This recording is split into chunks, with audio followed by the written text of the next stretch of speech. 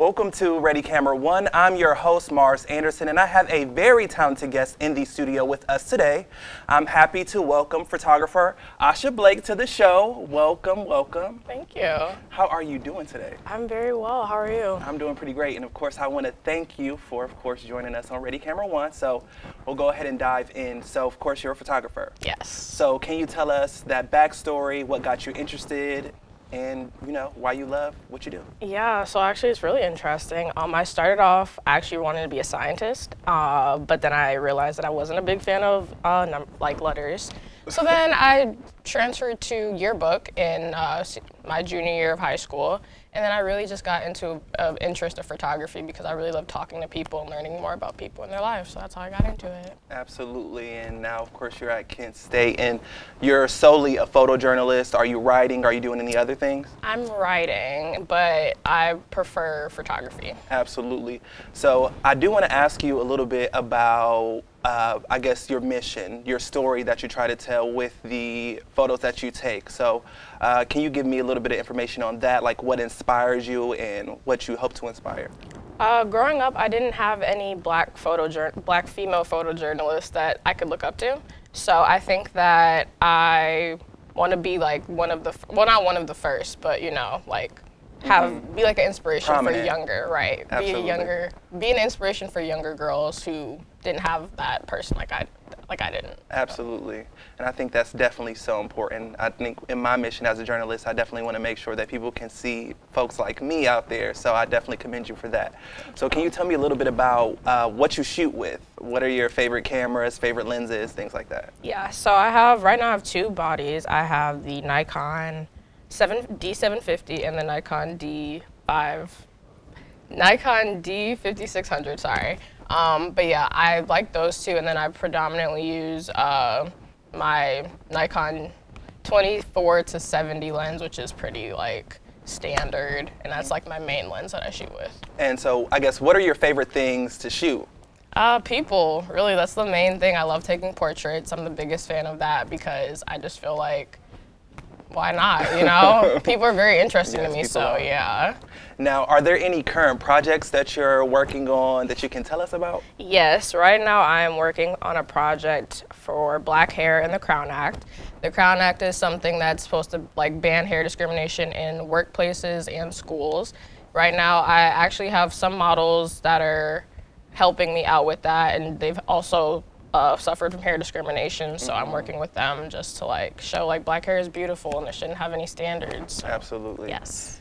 Now, is there any research, I guess, what would have made you think I mean, I know about the Crown Act, of course I do, but for those who don't, I guess, what are you doing to, or how did you hear about this, and then what made you want to complete this project? Yeah, so I probably was on Instagram because I follow a lot of different photojournalists down there.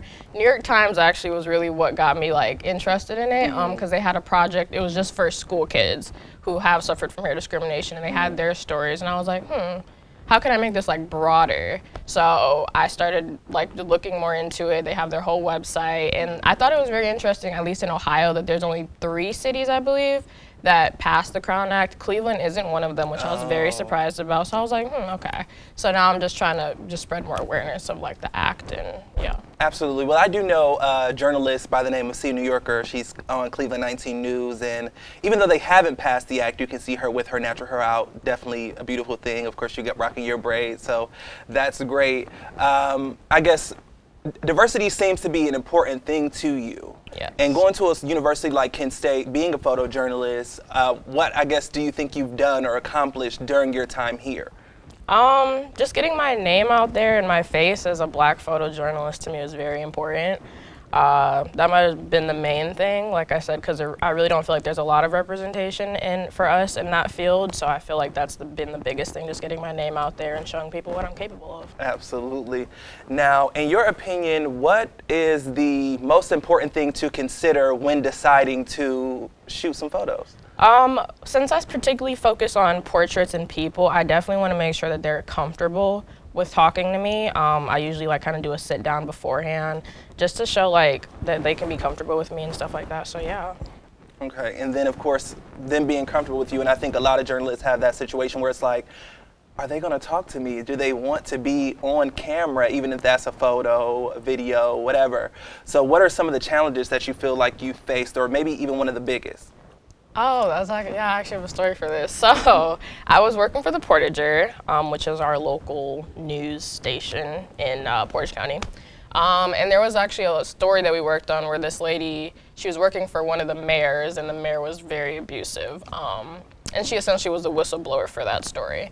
And at first she was a little hesitant to get her picture out there, but like we didn't coerce her or anything, but I was just like, you know, it'd be a good thing because then you could like show your face and basically show like that, you know, you're strong and that your face was out there and that you're proud of like, you know, speaking out against the injustices that you face. And then after that, she was perfectly fine with it. And yeah, it was like she actually really appreciated me taking her pictures afterwards, and she loved the photos. She definitely felt liberated. Yeah. Definitely taking a stand. So important. Now, my next question would be, how do you approach your storytelling? Is there, I guess, a method? Because of course you did say you write as well. So of course those would be in conjunction of one another. So could you kind of explain that to us? Yeah, so it's I say that my writing brain and my photo brain are completely separate. My photo brain, I definitely feel, is more like I try to do more of what I'm passionate about. So like the Crown Act, for example, stuff like that. And then like it's harder for me to kind of draw inspiration sometimes. So I like go on Pinterest or Instagram, and I'll be like, okay, some of these fall under the project and stuff. So that's kind of how I go that route of storytelling, is finding inspiration. Absolutely, and I think that's the most important thing, especially in this stage right now. You're a senior, about to graduate in a couple of weeks. Yeah. And the biggest thing is, you know, having that inspiration before you get out and they tell you like, yeah, you have to do this story. So now that you're about to move into a professional realm, do you think there are any differences? Of course, you do have those who freelance, you do have those who take on hobbies, you do have those who work for a company, and of course you can be self-taught. You know, it goes on. So do you think there are any big differences between those three? Well, freelancing, I say, is definitely like you work for yourself. There was a freelancer that I interviewed for one of my classes, and he was kind of talking about like the difficulties he faced just because it was like, it's not like consistent money and consistent income. Whereas working for a company, like it's consistent income. And then self-taught, I love people who are self-taught. Like I don't, you know, it's great that, you know, that's just how you learn. But yeah, I would say the differences is like the income. Absolutely. And so my next question would be, as a photographer, what has been the most rewarding part of doing what you do? Like I said, like the people that I interview, the people that I talk to, just learning their stories and like having them be super comfortable with me. Like I really enjoy just like talking to people. Like it's just a big reward for me when they love their pictures afterwards. Like, yeah. So then let's take it back a little bit. So how long have you been taking photos? And then of course, how are you growing your craft? I would say my junior year of high school is when I realized like, okay, like this is something that I actually want to do. So I would say like about to be 7 years of photography. That's not bad at all. Yeah. But I definitely feel like the biggest takeaway I've learned for being a photojournalist is just always photographing. Because if you don't, then you can't really hone your skills, know what you're great at and stuff like that. So definitely taking a lot more photos throughout the day, even if it's just something completely random that I had no intention of photographing, like just always shooting is what my goal is. Absolutely. So then that leads me to this next question is, what would be some advice you'd have for up and coming photographers who of course you may be setting the tone for? What would be the advice that you give them?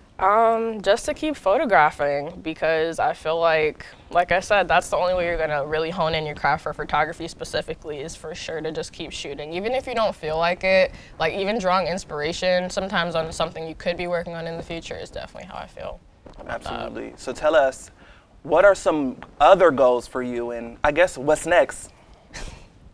Well, a big goal for me, like I really hope to travel the world just to tell like specifically underrepresented minorities stories, just because I feel like nowadays like we don't have that many stories that are good necessarily for underrepresented people. So I feel like that's my big goal.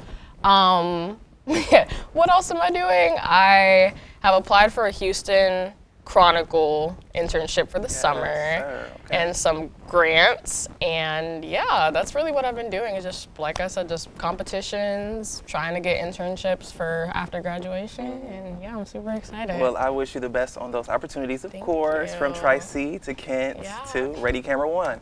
So, of course, I want to thank you all for joining us. Once again, my name is Mars Anderson. I'm joined by the talented Asha Blake. This is our last episode of Ready Camera One, so it's been an absolute pleasure to host this week. And, of course, we want to thank all of our viewers for watching, and you have a good one. We're out of here.